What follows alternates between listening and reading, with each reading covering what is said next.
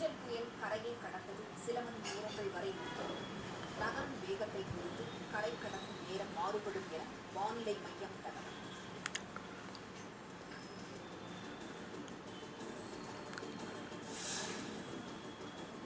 சென்னை பெருநகர் மற்றும் புறநகரில் ஓரிரு இடங்களில் இன்று அதி கனமழைக்கான ரெட் அலர்ட். சென்னை பெருநகரில் நாளை மிக கனமழை பெய்யக்கூடும் என ஆரஞ்சு அலர்ட் விடுத்தது வானிலை மையம்.